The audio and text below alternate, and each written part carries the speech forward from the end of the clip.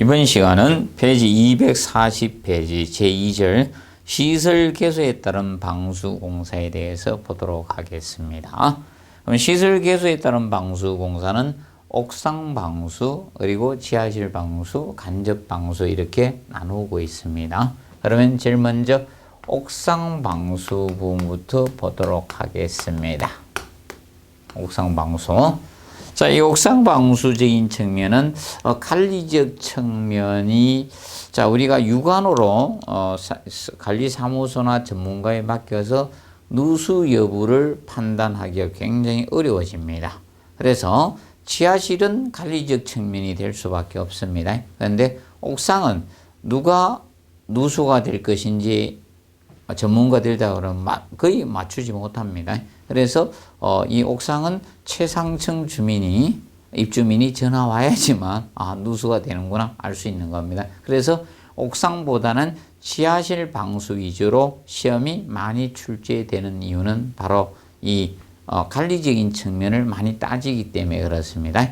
그래서 옥상 방수는 일본의 경우는 구배두라는 거죠. 일정한 물 흘린 경사. 그래서 옥상 방수는 보통 이 경사를 두는데 경사 이 구배를 두게 되는데 어느 방향으로 구배는 두시면 되는가? 루프 드레인 방향으로 물이 흘러 내려가야 되니까 루프 드레인 방향으로 이렇게 구배를 두시면 되겠습니다. 구배를 두 주시면 되고 그 다음에 몇 분에 몇 이거는 안 해오셔도 됩니다. 그리고 2번에 지하실 방수층보다 자 일반적으로 지하실의 경우는 온도 변화가 거의 없습니다. 그래서 지하실 방수하고 비교해서 지하실 방수 침입도도 커야 되고 이거는 겨울철을 위해서 침입도도 커야 되고 연하점도 이건 여름철을 위해서 연하점도 높아야 됩니다. 측면 한 번 더 언급될 가능성이 높습니다. 이거는 우리 시험에 나왔을 때 둘 다 바꾸었기 때문에 하나로 수정하는 형태로 한 번 시험은 이루어질 것 같습니다. 그래서 이거는 관리 실무에 먼저 출제됐고요. 나중에 우리 시설 개론에 나왔던 유형이었습니다. 기억해 두시고 그 다음에 3번에 4번, 5번 부분은 자, 이 누수적인 층을 막기 위해서 3번에 모서리 구석 끝마무리 주의하고 루프 드레인 접착을 잘해야 돼. 루프 드레인 부분에 의해서 누수가 생길 가능성이 높거든요. 그 부분 접착을 잘 해주시고 그 다음에 4번, 5번 개념은 난간벽을 통한 누수를 방지하기 위해서 일정 정도 해주라 이겁니다. 그래서 4번 개념은 난간벽의 방수층 치기 올린 높이 난간벽을 파라펫이라고도 합니다. 파라펫 난간벽. 자, 난간벽은 보통 옥상이나 이런 데 올라갔을 때 추락사를 방지하기 위해서 일정 높이 이상 우리가 벽을 설치하죠. 그러면 난간이 이렇게 있을 때 난간벽이 이렇게 있다는 겁니다. 난간벽이 있을 때 방수층 치기 올린 높이를 일정 정도 우리가 처리해 주자는 겁니다. 그래서 이 방수층을 우리가 하게 되면 이 방수층을 일정 이상 치켜 올려 주자는 겁니다. 자, 보통 비가 한 번에 많이 오게 되면 물이 폭우가 오게 되면 고일 수 있죠. 그래서 최소 기준이 치켜 올린 높이가 최소한 30cm 이상은 해주라는 겁니다. 방수층이 치켜 올린 높이입니다. 근데 실제적으로는 끝까지 다 올려줍니다. 보통 다 올려주는데 최소 기준이 30cm 이상 해주자 이겁니다. 그래서 이거는 4번 난간벽을 통한 누수를 방지하기 위해서 이렇게 해주고 그다음에 5번도 동일합니다. 옥상 난간벽은 5번 개념. 이 난간벽은 일체식. 이게 철근 슬래브가 철근 콘크리트다. 그럼 난간벽도 철근 콘크리트로 해서 일체식 구조로 처리해 주자는 겁니다. 그래서 그 측면을 우리가 알아두시고 둘 다 철근 콘크리트로 하라는 겁니다. 철근 콘크리트. 그래서 RC로 하라는 겁니다. RC. 이것도 RC고 둘 다 RC로 처리해서 일체성을 확보해야 됩니다. 그러면 이 난간벽을 이 조적조로 우리가 했을 때 이런 벽돌벽과 같은 조적벽으로 시공했을 때 벽돌벽으로 시공하게 되면 이것은 누수의 우리가 원인이 될 수 있어요. 누수의 원인 개념이 됩니다. 자, 그러면 자, 바닥은 철근 콘크리트 슬래브로 되어 있는데, 자, 이 벽을 갖다가 이 조적벽으로 공사했다는 것은 이렇게 벽을 조적벽으로 공사를 합니다. 조적벽체로 이렇게 공사를 하게 되면 그 재료가 다르죠. 철근 콘크리트 슬래브 재료하고 난간벽 재료가 다르게 되면 여기에 대한 여기 균열이 생기는데 여기 저것이 달라지니까 여기 균열이 바뀌어요. 그러면 누수의 원인이 될 수가 있는 겁니다. 그래서 일체식 구조로 우리가 처리를 해줘야 된다는 점 정리해 두시고요. 그 다음에 옥상에 신축 줄눈 설치할 때 신축 줄눈은 균열 방지 목적으로 설치하는 거죠. 그럼 보통 이겁니다. 옥상을 아스팔트 방수나 시트 방수나 이런 거 했을 때 위에다가 누름 콘크리트 층을 현장에서 묵은 콘크리트로 누름층을 콘크리트를 탓을 하게 됩니다. 그 콘크리트가 균열이 생길 수 있기 때문에 일정한 간격마다 이 신축 줄눈을 설치하게 됩니다. 그래서 신축 줄눈 폭은 대략 20에서 25mm 정도 해주고 신축 줄눈의 깊이는 누름 콘크리트를 하면까지 완전 분리해 줘야 돼요. 그러면 자, 어떤 개념인가 하면 지금 현재 이 개념이라는 거예요. 자, 슬래브가 이렇게 있어서 방수층을 우리가 이렇게 공사를 해 줬어요.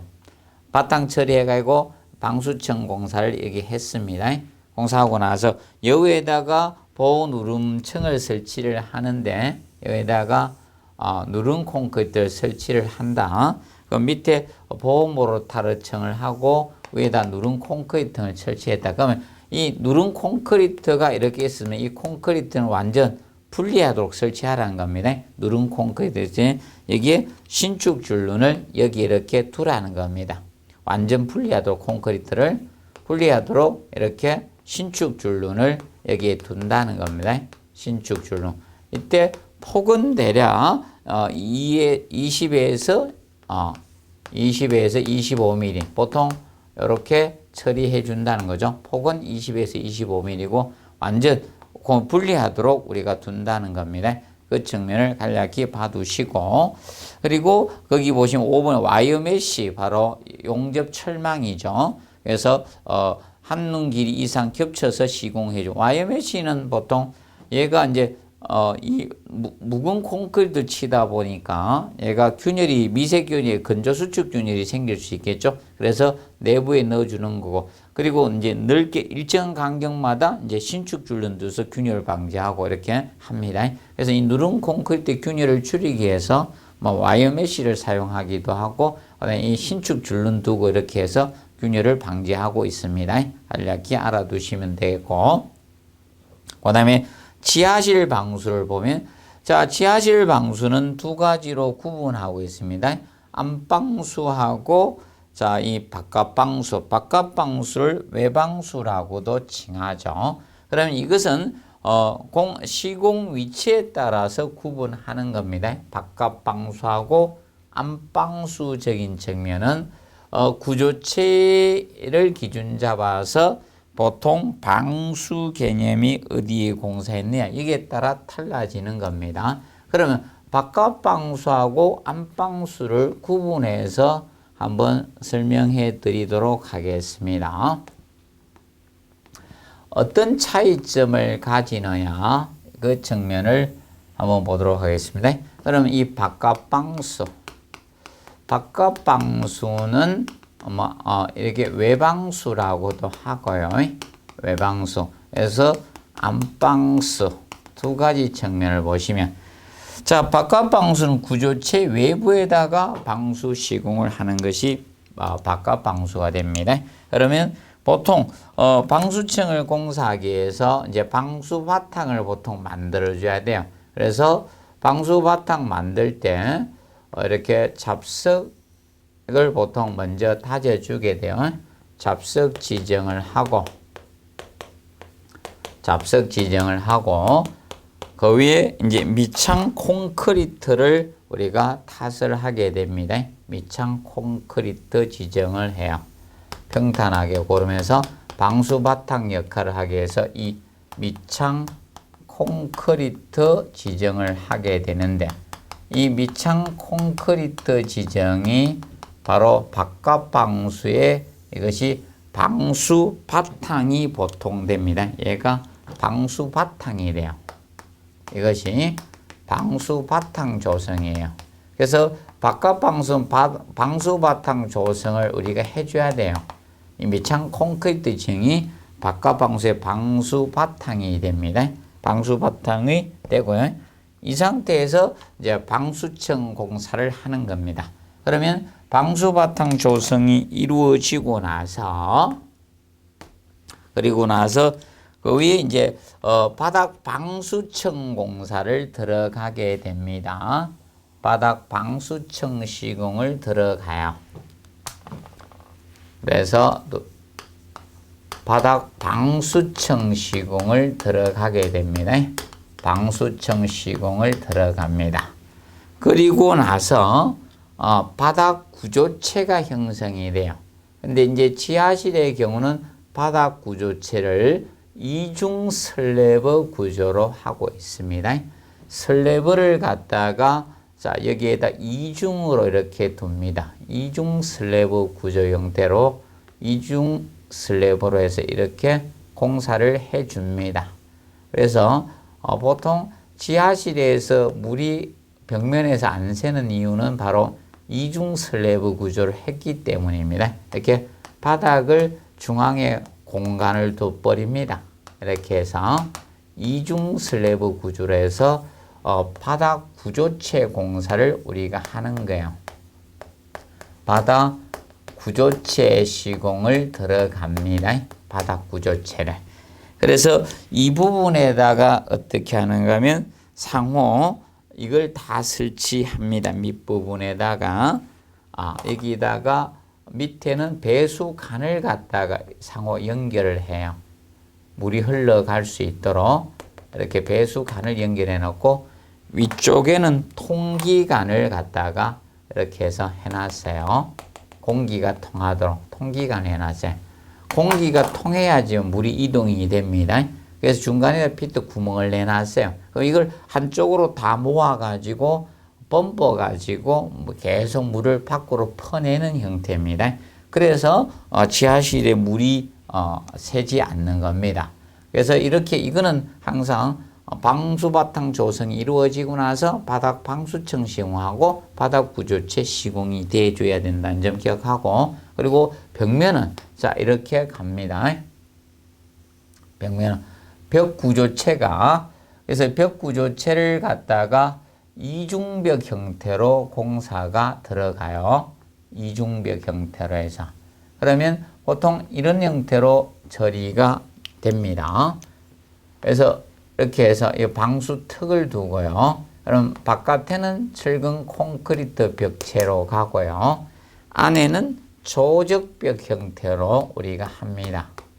이렇게 해서 이중벽 구조, 여기는 이중 슬래브 형태로 하고요. 여기는 이중벽 형태로 공사를 합니다. 그러면 여기에서 이제 물이 생기게 되면 이 파이프를 통해서 밑으로 이렇게 밑으로 내려오도록 해 놓은 겁니다. 이런 식으로 해서. 그럼 물이 내려와 버리면 여기도 이제 지하실에 물이 벽에서 새지 않는 겁니다. 그래서 보통은 일반적으로 이것을 먼저 합니다. 네 번째, 그래서 이 벽 구조체 시공을 들어가는 거예요. 벽 구조체 시공을 들어가고요. 그리고 나서 벽 방수층 공사가 여기 이렇게 들어가게 됩니다. 벽 방수층. 일반적으로 이렇게 많이 이루어집니다. 다섯 번째, 벽 방수층 시공을 들어갑니다. 벽 방수층 시공 들어가고, 그리고 이 보호 누름벽돌의 형태. 그래서 이거는 설치해 주면 좋습니다. 이 부분은. 이건 해주도, 자, 이거는 보호 누름벽 시공을 우리가 들어가게 되는 겁니다. 이렇게 공사가 됩니다. 그러면 작업 공간에 여유가 있을 때는 이렇게 거의 공사를 우리가 합니다. 그런데 이 작업 여유 공간이 안 나오면 벽에도 방수 바탕 조성을 먼저 하고 나서 벽 방수층 하고 나서 구조체가 나중에 공사가 되는 형태가 된다라고 보시면 되고요. 반대로 갈 수도 있다.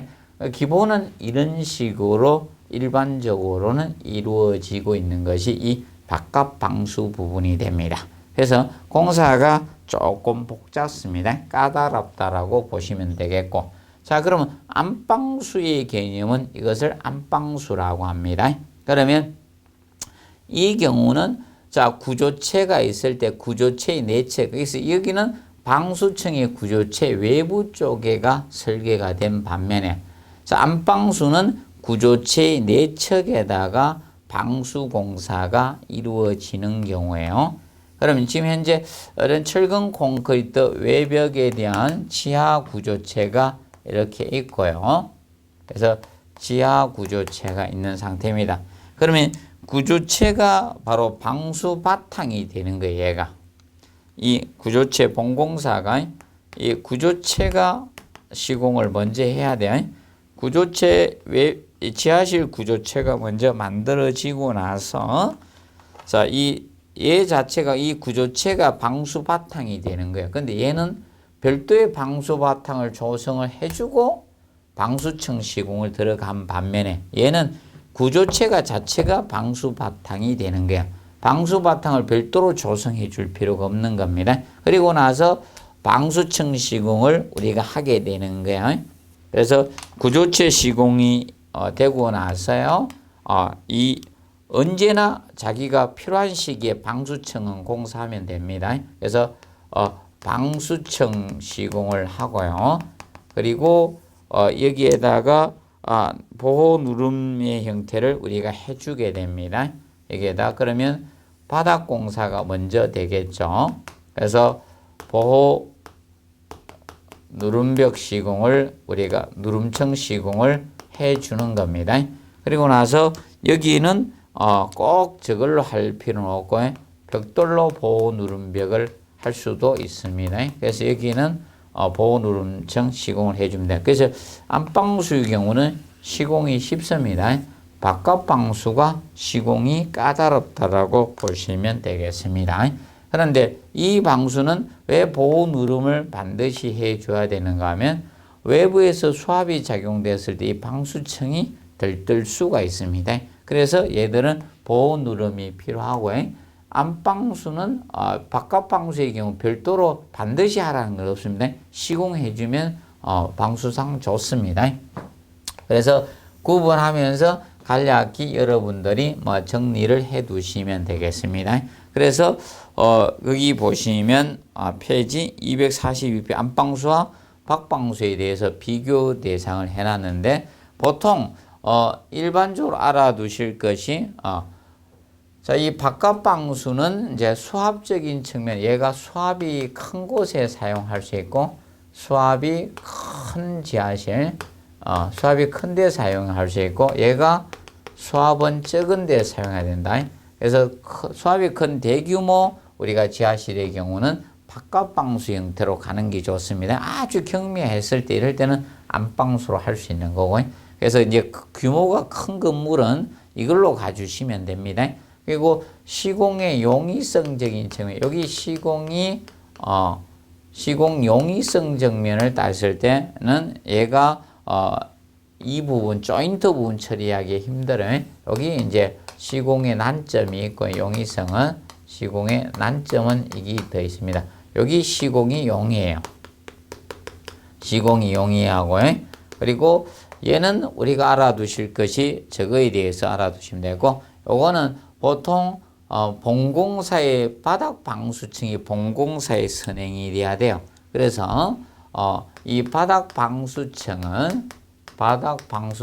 시공은 시공은 반드시 선행이 돼야 돼. 반드시 바닥 방수 시공은 구조체 시공에 반드시 본공사 전에 우리가 시공을 해야 됩니다. 그래서 방수 시기에 제한을 받고 있다는 겁니다. 그런데 이거는 필요한 시기에 이게 시공 시기 제한을 받지 않는다는 겁니다. 이거는 언제든지 할 수가 있다는 겁니다. 그래서 시공 시기 제한이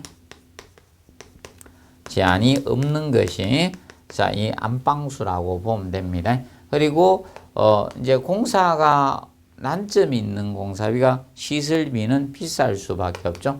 시설비는 얘가 비쌀 수밖에 없습니다. 얘가 시설비는 쌉니다.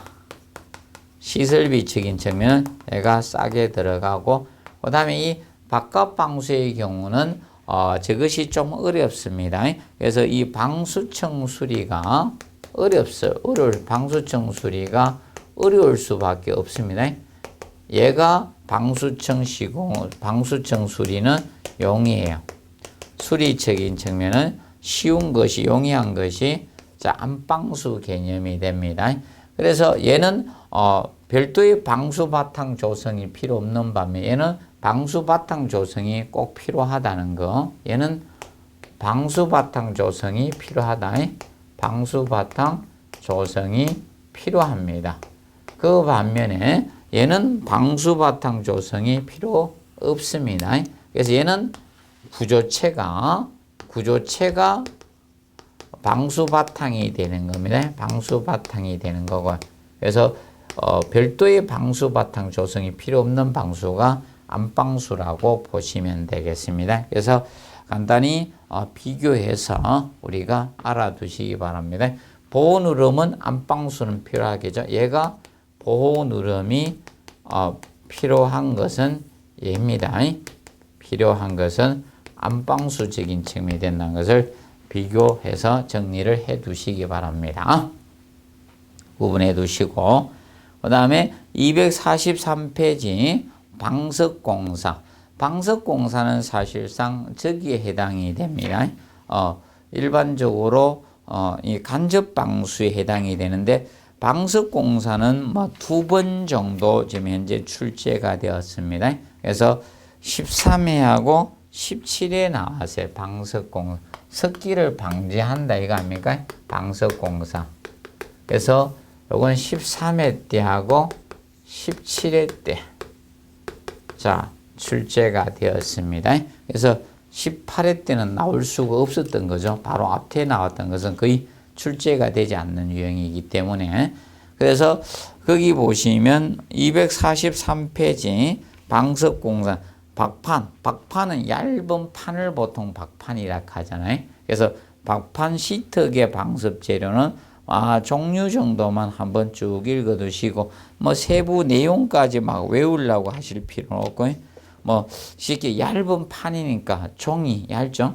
종이 접촉 방습 재료, 플라스틱 또는 종이 방습 재료, 펠트, 아스팔트 필름 방습청이나 플라스틱, 금속박 방습 재료라든지 금속박과 종이로 된 방습 재료나 해서 이렇게 재료가 지금 현재 얇은 판의 개념이 될 수 있는 게 지금 나오고 있죠.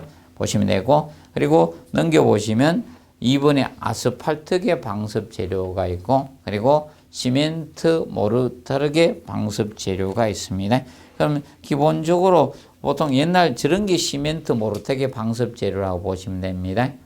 옛날 단독주택에 1층을 땅을 파서 바로 여러분이 단독주택 건물을 지면 땅에서 습기가 위로 올라옵니다. 그랬을 때 여러분들 바닥에다가 방수 모르타르가를 깔아서 보통 방수를 합니다. 그것이 보통 시멘트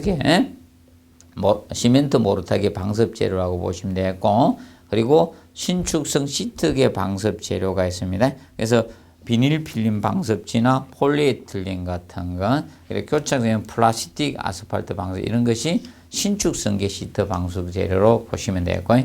그리고 이번에 각청 방습청 공법에서는 우리가 알아두실 거, 뭐 1번 개념 가지고 뭐 그때 앞전 재료상 17회 때는 앞에 재료를 가지고 시험을 했었습니다. 재료적인 측면 이것이 어디에 해당 여부를 가지고 이제 시험 문제를 물었고, 그리고 13회 초창기 나올 때는 그 1번 개념 가지고 기출해 각종 방섭청 공부에서 1번의 아스팔트 펠트나 루핑 이 개념 가지고 물었거든요.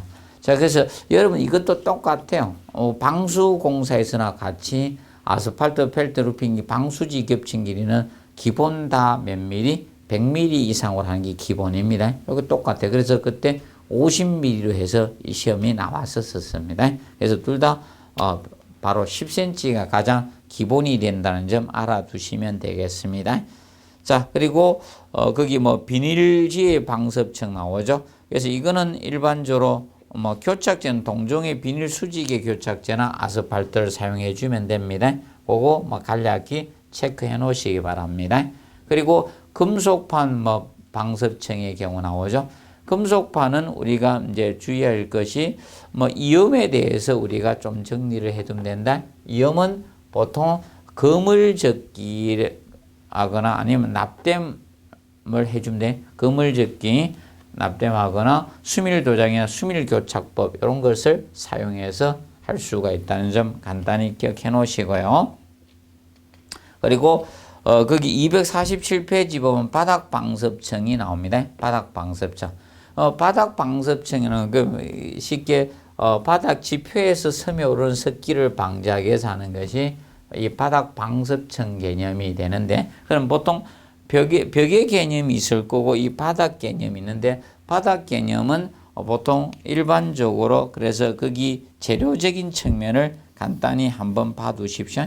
그래서 아스팔트 펠트나 뭐 비닐지 이런 거 가지고 우리가 해 주시면 됩니다. 그래서 여러분들 콘크리트 칠 때 보면 이겁니다. 그래서 비닐 같은 거 하나 깔고 그 위에다 콘크리트를 탓을 하는 게 바로 방섭청 때문에 그렇습니다. 그래서 여러분들 공사할 때 왜 저 비닐을 깔지? 그게 바로 방섭청이라는 걸 알아두시면 된다. 그래서 단독주택 이렇게 공사할 때 여러분들이 비닐 같은 걸 깔고 나서 콘크리트 치는 걸 보셨습니다. 그것이 바로 방섭청에 해당된다 보면 돼. 그리고 항상 기본은 100mm 이상 해주면 돼. 겹치면.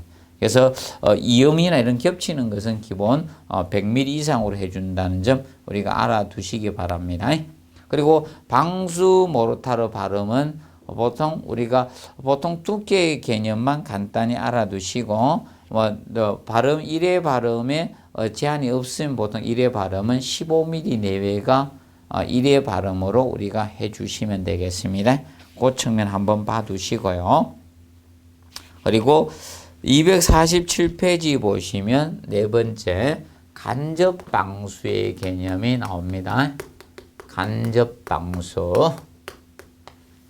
간접방수가 나오는데, 이 간접방수 개념은 뭐 이중벽, 방섭청, 드라이에리어 이런 것이 되는데, 그래서 아까 했던 방섭공사가 방섭청에 해당이 되겠죠. 그러면 이중벽은 벽을 이중으로 처리해 준 거. 그래서 본벽에서 띄어서 우리가 해주는 이중벽 개념. 그래서 아까 지하실 바깥 방수했을 때 그것이 이중벽의 개념이 되겠죠. 그래서 이중벽이나 이런 것들 여기에 해당이 됩니다. 방섭청이 간접 방수에 해당이 됩니다. 방섭청하고 그리고 세 번째 드라이 에리어가 나옵니다. 자, 드라이 에리어는 건조 공간이죠. 드라이 에리어 이것이 건조 공간인데, 여러분들 사고 난 거 보면 이렇게 추락사니 했던 그것이 사실 드라이에리어 쪽이라고 보시면 됩니다. 그게 철물 덮어놓은 것이. 그럼 기본적으로 이렇게 되는 겁니다. 이중벽이나 방섭청은 여기에서는 이 드라이에리어를 보시면 되는데, 드라이에리어는 이 부분이 드라이에리어라고 보시면 된다. 여기가 땅인데, 자, 지표입니다. 지표가 되는데 바로 이 외벽이 접하면 이 지하실 공간이 제거됩니다. 눅눅해져요. 환기도 안 되고 채광 햇볕도 못 들어오니까. 지하실 앞부분에다가 이렇게 건조 공간을 두는 거예요. 지하실이 이렇게 있다 가정합시다. 그러면 지하실 부분에다가 이렇게 처리를 해 주는 겁니다. 그러면 이렇게 이제 내려가면 여기가 이제 1층이고 여기가 지하층입니다. 지하실입니다. 그러면 이 앞부분에다가 이런 창호가 있을 때 이게 다 공간을 두는 겁니다. 지금 현재 이렇게 되게 되면 지금 현재 여기가 드라이 에어가 되는 거죠. 약자 DA를 써놓은 거예요. 드라이 에리어 약자 DA. 그래서 건조 공간을 두는 겁니다. 건조 공간을 두면 자 이렇게 되겠죠. 여기에서 자 이 태양빛이 이 안으로 들어오게 되면 채광이 될 수 있죠. 이런 채광이나 또는 문을 열게 되면 한기도 되겠죠. 한기나 안기 또는 통풍 개념도 될 수 있고 그리고 이런 방석 개념, 방석이나 이런 방수상 이 공간을 지하실 외벽 앞부분에 공간 두는 것 그것을 드라이 에리어라고 칭하고 있는 겁니다. 그럼 이 드라이 에리어 개념은 그래서 이 드라이 에리어는 바로 이 공간을 두는 겁니다. 이 공간. 그래서 제발 또 내진 개념은 관계없어요. 이런 진짜 들어가는 건 안 됩니다. 그래서 이거는 뭐 방진 개념이나 아니면 내진 이런 형태의 지진 개념이 들어가면 안 돼요. 이 공간을 두는 목적. 그래서 간혹 가다가 자, 이 건축물이 있을 때 지하에 이제 채광 이런 걸 한기, 통풍. 근데 채광은 요새는 안 하죠. 채광은 안 하고. 그래서 여기에다가 여러분들 건물 빌딩 같은 데 보면 위에 이런 금속으로 해가 이렇게 해가 쫙 해서 이렇게 해가지고 밑에서 뭐 간혹 가다 바람 나오는 것처럼 이렇게 되는 경우 있죠. 이게 밑에가 드라이 에리어입니다.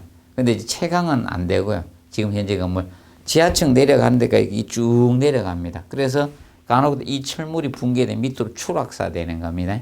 그래서 일정한 높이에 됐고, 자, 최근에 빌딩 같은 데 보면 같은 보도하고 같은 높이로 된 경우가 많아요. 그래서 고 다니실 때는 좀 위험합니다. 그래서 혼자 다니면 관계없고요.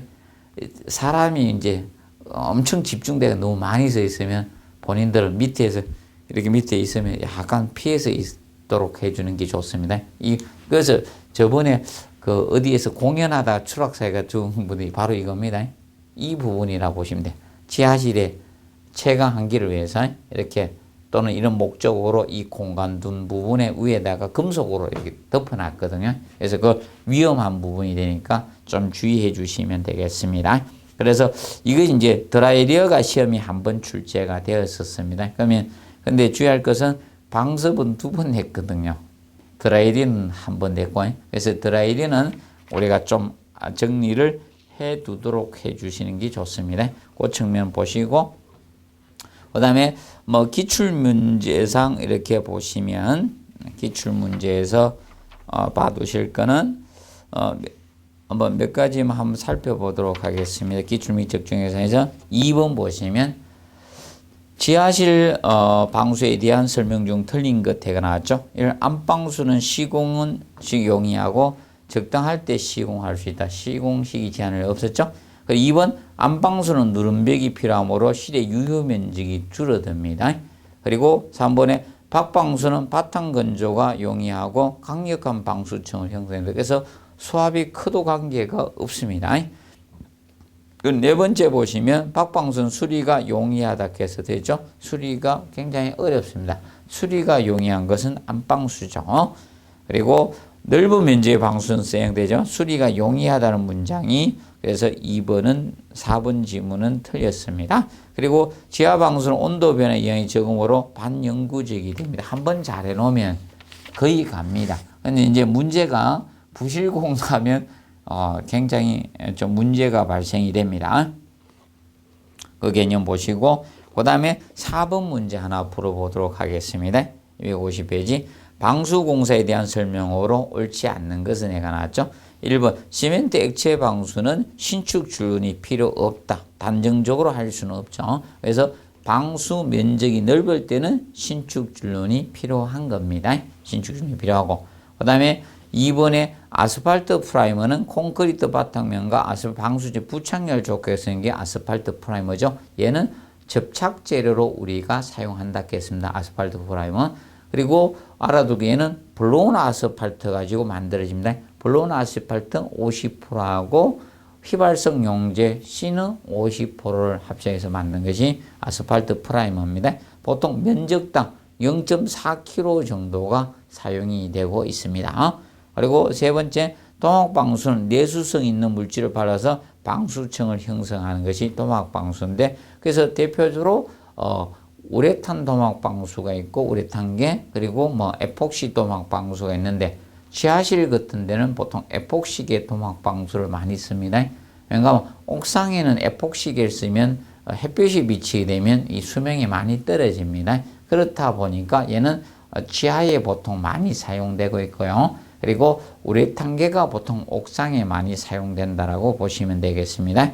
그리고 네 번째, 실링제 방수는 틈이 있는 곳, 균열 부위나 접합부 등에 C를 채워넣어 방수하는 게 실링. 쉽게 줄눈을 방수 처리하는 거, 조인트 부분 처리하는 거, 이것이 바로 실링 방수였다. 그래서 보통적으로 우리가 재료와 재료 사이도 되고, 보통 아파트로 따지면 창호 부분과 벽의 사이, 이런 부분이 실링제 방수라고 보시면 되겠습니다. 그리고 5번에 드라이리는 채광이나 통풍, 환기, 간접 방수에 효과가 있다 해서 맞죠? 이 지하실 외벽 부분에 우리가 공간을 두는 것을 드라이 에리어라고 칭했습니다. 그래서 이 부분에 대해서 방수 공사에 대해서 이제 정리해 봤습니다.